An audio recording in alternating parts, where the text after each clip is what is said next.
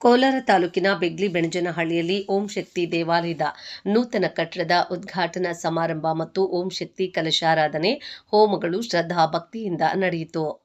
ರಾಜ್ಯ ಮತ್ತು ಜಿಲ್ಲಾ ಸಮಿತಿಯಿಂದ ನೀಡಿರುವ ನಿಯಮಗಳನ್ನು ಪಾಲಿಸಿ ಪೂಜಾ ಕೈಂಕರ್ಯಗಳನ್ನು ಬೆಗ್ಲಿ ಬೆಣಜನಹಳ್ಳಿಯ ಮಾಲಾಧಾರಿಗಳು ನಡೆಸಿಕೊಟ್ಟರು. ಮುಖಂಡರು, ವಕೀಲರು ಹಾಗೂ ಸಮಾಜ ಸೇವಕರಾದ ಸೋಮಶೇಖರ್ ಮಾತನಾಡಿ, ಅಮ್ಮನವರ ಸುಪ್ರಭಾತ ಸೇವೆ, ಓಂ ಶಕ್ತಿ ಧ್ವಜಾರೋಹಣ, ಕಳಸ ಪೂಜೆ, ಯಾಗ ಪೂಜೆ ಮತ್ತು ಅನ್ನದಾಸೋಹ ಕೈಂಕರ್ಯಗಳು ಗ್ರಾಮಸ್ಥರು ಮತ್ತು ಮಂಡಳಿಯವರ ಸಹಕಾರದಿಂದ ಯಶಸ್ವಿಯಾಗಿ ನಡೆಯಿತೆಂದರು. ಸೆಕ್ರೆಟರಿ ಆದಿಪರಾಶಕ್ತಿ ಸಿಗರನ್ ಅವರು ಮಾತನಾಡಿ, ಈ ತರಹ ಅಮ್ಮನಿಗೆ ಕಾರ್ಯಕ್ರಮಗಳು ಮಾಡುವುದು ಅಷ್ಟು ಸುಲಭವಲ್ಲ. ಏಕೆಂದರೆ ಬೇಕಾಗಿರುವುದು ಮುಖ್ಯ ಭಕ್ತಿ. ಯಾವುದೇ ಮನುಷ್ಯನಿಗೆ ಭಯ ಇದ್ರೆ ಭಕ್ತಿ ತನಗೆ ಬರುತ್ತದೆ ಎಂದು ತಿಳಿಸಿದರು. ದೇವತಾ ಕಾರ್ಯದಲ್ಲಿ ಮಾಜಿ ಸಚಿವ ಆರ್ ವರ್ತೂರ್ ಪ್ರಕಾಶ್, ಸಮಾಜ ಸೇವಕ ಸಿಎಂಆರ್ ಶ್ರೀನಾಥ್, ಜಗದೀಶ್, ರಾಘವೇಂದ್ರ, ಶಿವರಾಜ್, ಅರುಣ್, ವಿಶ್ವನಾಥ್, ಮಂಜುನಾಥ್, ಗ್ರಾಮ ಪಂಚಾಯಿತಿ ಸದಸ್ಯರು ನಾಗರಾಜ್, ಮುನಿಯಪ್ಪ, ಶೇಖರ್ ಆರ್ ಸಿಗರನ್, ಸೆಕ್ರೆಟರಿ ಆದಿಪರಾಶಕ್ತಿ ಹಾಗೂ ಊರಿನ ಮುಖಂಡರು, ಗ್ರಾಮಸ್ಥರು ಉಪಸ್ಥಿತರಿದ್ದರು.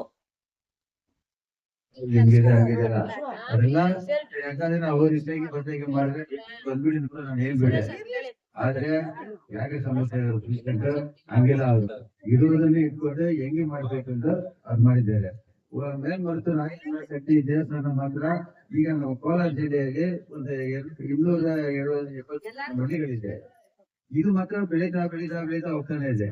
ಯಾಕಂದ್ರೆ ಒಂದೊಂದು ಗ್ರಾಮದಲ್ಲಿ ಕೂಡ ಈ ಪೂಜೆಯನ್ನು ಹೆಂಗ್ ಮಾಡೋದು, ಯಾವ ತರ ಮಾಡೋದು ಅನ್ನೋದು ಒಂದು ಪದ್ಧತಿಯಾಗಿ ಮಾಡಿಕೊಟ್ಟು ನಮ್ಮ ಬಂಗಾರ ಅವ್ರಿಗೆ ಈ ಹೆಂಗಸರಿಂದಾನೇ ಈ ಸಂಸ್ಥೆಯನ್ನು ಬೆಳೆಸಬೇಕು, ಈ ಜಗತ್ತನ್ನೇ ಉಳಿಸಬೇಕು ಅಂದ್ರೆ ಈ ಹೆಂಗಸರ ಕೈಯಿಂದಾನೇ ಆಗುತ್ತೆ ಅಂದ್ಬಿಟ್ಟು ಅವರು ಮಾಡ್ಸಲಿ ಬಂದ ತಾಯಿಯೇ ಆತರ ಬಂದು ನಮ್ಗೆ ಹೇಳ್ಕೊಟ್ಟಿದ್ದಾರೆ.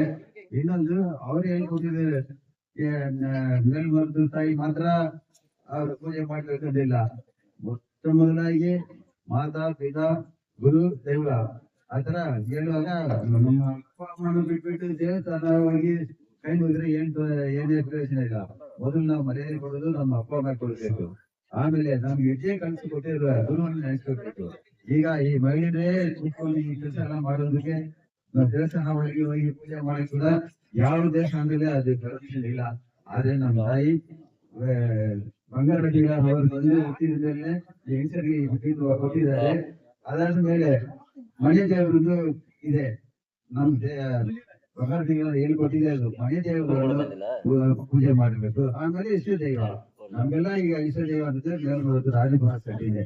ಆದಿಪರಾಶಕ್ತಿಯನ್ನೇ ನಿಮ್ ಊರಿಗೆ ಬಂದು ಇಷ್ಟೆಲ್ಲ ಒಂದು ಬೆಳಿಬೇಕು, ಚೆನ್ನಾಗಿರ್ಬೇಕು ಅಂದ್ಬಿಟ್ಟಿಗೆ ಏನೇನೋ ಕೊಟ್ಟೆಗಳು ಇತ್ತು. ನಾವು ಹೇಳ್ತೀವಿ, ನಾವು ಕೆಂಬಟ್ಟೆನೆ ಆಗ್ಬೇಕು, ಈ ತರನೇ ಬರ್ಬೇಕು, ಈ ಮಂತ್ರನೇ ಓದ್ಬೇಕು ಅಂದ್ಬಿಟ್ಟು. ಅಮ್ಮ ಎಲ್ಲೂ ಓದಲಿಕ್ಕೆ ಆಗಲ್ಲ. 1800 ಮಂತ್ರ ಓದಿದ್ದೀವಿ, ಎಲ್ಲೂ ಓದಕ್ ಆಗುತ್ತಾ? ಆಗಲ್ಲ. ಆದ್ರೆ ಕೂಡ ಪ್ರಸ್ತುತವಾಗಿ ಒಂದು 5 ಮಂತ್ರ, 3 ಮಂತ್ರ ಆಗ್ಬೇಕು. ಓಂ ಶಕ್ತಿಯೇ ಪರಾಶಕ್ತಿಯೇ, ಓಂ ಶಕ್ತಿಯೇ ಆದಿಪರಾಶಕ್ತಿಯೇ, ಓಂ ಶಕ್ತಿಯೇ ಮರುದರ್ಶಿ, ಓಂ ಶಕ್ತಿಯೇ ಓಂ ವಿನಾಯಕ, ಓಂ ಶಕ್ತಿಯೇ ಓಂ ಕಾಮಾಕ್ಷಿಯೇ, ಓಂ ಶಕ್ತಿಯೇ ಓಂ ಬಂಗಾರ ಕಾಮಾಕ್ಷಿ. ಇಷ್ಟು ಮಾತ್ರ ಹೇಳಿದ್ರೆ ಕೂಡ ಸಾಕು. ಯಾಕೆಂದ್ರೆ ಈ ಗ್ರಾಮದಲ್ಲಿ ಎಲ್ಲರೂ ಓದಿರೋದಿಲ್ಲ. ಅವ್ರಿಗೆ ಸ್ವಚ್ಛವಾಗಿ ಮಾಡ್ಬೇಕಂದ್ರೆ 5 ಲೈನ್ ಮಾತ್ರ ಓದಿದ್ರೆ ಸಾಕು.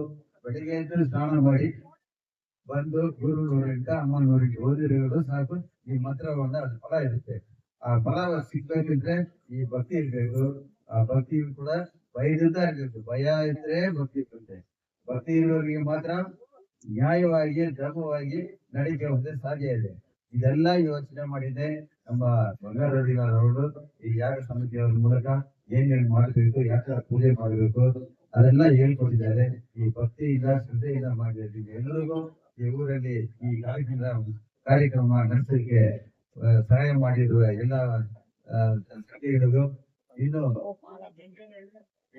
ಎಲ್ಲರೂ ಇನ್ನು ಸುಖವಾಗಿ ಚೆನ್ನಾಗಿರ್ಬೇಕೆಂದು ನಮ್ಮ ಕೋಲಾರ ಜಿಲ್ಲೆ ಪರವಾಗಿ ಎಲ್ಲ ಕೇಳ್ಕೊಂಡು, ಮುಖ್ಯವಾಗಿ ಸ್ವಾಮಿಗಣ್ಣವರಿಗೆ ಗ್ರಾಮಸ್ಥರು ಎಲ್ಲರೂ ಕೂಡ ಪ್ರತ್ಯಕ್ಷವಾಗಿ ಪರೋಕ್ಷವಾಗಿ ಅವರ ಶಿಕ್ಷಾನುಸಾರ ಸಹಾಯ ಮಾಡಿದ್ದೀರಿ.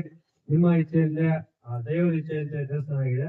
ಎಲ್ಲರೂ ಒಗ್ಗಟ್ಟಾಗಿ ಆ ದೇವಿಯ ಪೂಜೆಯನ್ನು ನೆರವೇರಿಸಿಕೊಂಡು ಹೋಗಿ ಈ ಒಂದು ಉದ್ಘಾಟನಾ ಕಾರ್ಯಕ್ರಮಕ್ಕೆ ಆಗಮಿಸಿರ್ತಕ್ಕಂಥ ನಮ್ಮ ಎಲ್ಲ ಈ ಓಂ ಶಕ್ತಿ ಸಂಘದ ಶೇಖರ್ ಸರ್, ಸ್ವಾಮಿ ಕಣ್ಣು, ಎಲ್ಲ ಮಿತ್ರರೆಲ್ಲ ಅವ್ರ ಹೆಸರು ಗೊತ್ತಿಲ್ಲ, ಇವರೆಲ್ಲ ಬಂದು ಪೂಜೆಯನ್ನು ಚೆನ್ನಾಗಿ ನೆರವೇರಿಸಿಕೊಟ್ಟಿದ್ರಿ. ಈ ಕಳಶಗಳು, ಹೋಮು ಎಲ್ಲರನ್ನೇ ನಮ್ಮ ಗ್ರಾಮಸ್ಥರ ಮೇಲೆ ಪೂಜೆ ಮಾಡ್ತಿದ್ದೀರಿ.